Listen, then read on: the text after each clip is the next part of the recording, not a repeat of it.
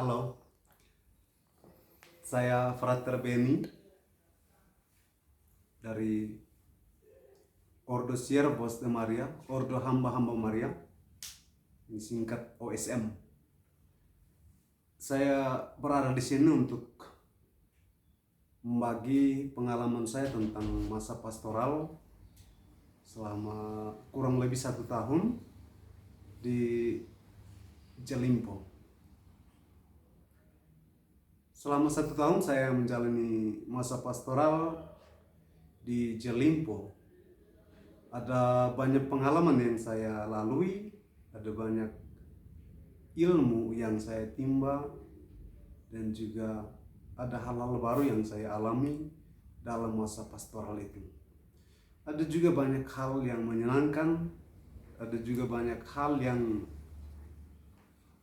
dirasa menyedihkan dalam proses, dalam menjalani masa pastoral itu.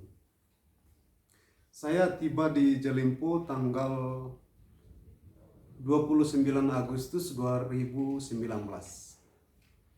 Waktu itu saya dijemput oleh pastor paroki, Pastor Orlando Maria Costa Morales, seorang pastor OSM, pastor paroki di Mater Dolorosa Jelimpo. Waktu itu saya dijemput dan saya langsung ke paroki Mater Dolorosa Jelimpo yang tepatnya berada di Kalimantan Barat, Kabupaten Landak, Kecamatan Jelimpo. Tepatnya di Desa Jelimpo juga. Dan kurang lebih selama 1 tahun saya menjalani pastoral itu, ada banyak pengalaman. Ada suka, ada duka. Ada yang saya alami, ada sukanya itu, ada banyak pergaulan yang luar biasa dengan anak-anak kecil, orang muda, orang dewasa, dan juga orang-orang tua. Mereka punya banyak pengalaman, banyak cerita, banyak memberikan saran juga dari mereka untuk saya bagaimana menjalani kegiatan pastoral untuk mereka. Karena situasi atau kondisi di kampung mereka berbeda dengan situasi yang ada di kota. Dan banyak pengalaman suka yang saya alami bersama dengan para anak-anak muda, para UMK, pergi melayani umat ke stasi-stasi yang boleh dikatakan masih sangat berada dalam pedalaman kalau untuk saya. Karena itu hal baru untuk saya. Saya katakan demikian karena mereka belum terlalu memahami apa yang dikatakan dalam hal-hal liturgis, dalam hal gereja. Berbicara tentang liturgi itu kurang kalau saya melihat mereka. Itu alasan mereka karena mereka jujur mengatakan bahwa mereka beruntung kalau bertemu dengan seorang frater, suster, atau para pastor dalam 5 tahun sekali. Itu bagi mereka sudah luar biasa. Berbeda dengan orang-orang yang berada di kota, orang-orang yang berada di daerah-daerah lain yang sudah boleh dikatakan sudah maju. Dan hal-hal yang menarik bagi saya adalah suka beradaptasi dan juga lebih banyak memahami mereka. Dan mereka juga sabar untuk mendengarkan apa yang akan kami bagikan kepada mereka. Itu hal menarik bagi saya. Mereka juga bisa menyesuaikan diri dengan apa yang kami berikan kepada mereka. Dan hal-hal yang bagi saya menyedihkan dan juga merasa berat untuk saya lalui ketika ada kegiatan untuk memberi pelayanan seperti katekese atau ibadat sabda, itu membutuhkan suatu perjuangan yang luar biasa. Karena pertama tantangan dari medan, banyak jalan penuh dengan lumpur, ada juga jembatan-jembatan yang tidak pernah dibangun. Kita bisa lewat jembatan hanya di atas satu kayu bulat atau dua papan ceper. Kita bisa lewat dengan motor, tapi itu kita membutuhkan suatu kesabaran untuk melewati itu, dan juga membutuhkan suatu punya keberanian untuk lewat jembatan seperti itu. Karena banyak kali saya punya pengalaman, banyak kali jatuh di jembatan-jembatan seperti itu. Jadi butuh suatu keberanian bagi saya sendiri. Dan juga yang kedua, kita biasa berjuang untuk memberikan katekesi kepada mereka. Hujan, dingin, banjir, dan lumpur kita bisa lewati itu dari paroki ke kampung-kampung mereka.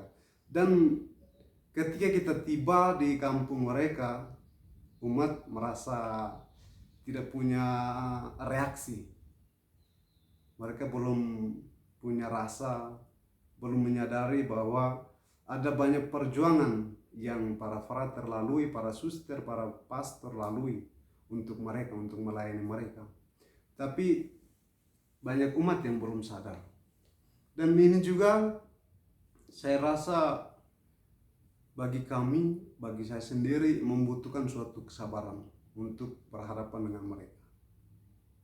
Karena bagi mereka itu hal baru yang mereka dapat. Jadi untuk mereka merasa belum penting untuk mendapatkan hal-hal seperti itu. Tapi saya juga merasa bahagia dan senang karena dalam proses itu mereka juga pelan-pelan mulai berubah. Mereka punya kesadaran untuk mendekatkan diri lebih dekat dengan gereja, dan punya kesadaran untuk menerima para pastor, frater, diakon, suster yang datang untuk melayani mereka. Dan bagi saya itu wajar karena mereka belum mendapatkan apa yang memang benar-benar sebelumnya sudah ada di daerah-daerah lain. Tapi ini karena kekurangan para pastor, frater atau diakon untuk mereka, maka mereka belum mendapatkan sampai apa yang dari daerah lain sudah menganggapnya sebagai bekal untuk mereka. Dan hal yang membahagiakan bagi saya jika saat saya bertemu dengan mereka, mereka menerima saya sebagai anggota keluarga mereka. Makan bersama, cerita bersama, duduk bersama. Dan itu luar biasa budaya mereka untuk saya. Dan pengalaman-pengalaman yang saya lalui bersama mereka itu juga menjadi bekal untuk saya, menjadikan diri saya sadar bahwa suatu perjuangan untuk menjadi seorang pelayan Tuhan itu membutuhkan kesabaran dan juga perjuangan. Dan setelah saya menjalani proses 1 tahun masa pastoral, saya diminta untuk melanjutkan studi teologi di Meksiko. Pertama saya merasa berat untuk menerima dan saya meminta untuk refleksi selama 2 minggu. Dan setelah saya merefleksikan semua itu dalam 2 minggu, saya memutuskan untuk melanjutkan studi teologi di Meksiko. Dan tanggal 4 Desember Saya berangkat dari Indonesia ke Meksiko untuk melanjutkan studi teologi. Dan sekarang saya berada di komunitas novisiat di Meksiko, khususnya di kota Aguascalientes, komunitas yang bernama Soledad, La Soledad, komunitas novisios. Di sini ada para frailes dari berbagai daerah, ada dari Italia, ada dari Kolombia, ada Meksiko, dan juga ada dari Indonesia. Jadi kami berada di tempat ini dari berbagai daerah. Tapi bagi saya perbedaan bukan menjadi suatu pengaruh untuk bertumbuh dan berkembang dalam menjalani panggilan hidup ini. Dan yang terakhir, saya mohon doa dan dukungan dari kalian semua agar saya tetap setia dan juga bahagia menikmati perjalanan panggilan saya ini. Sekian dan terima kasih.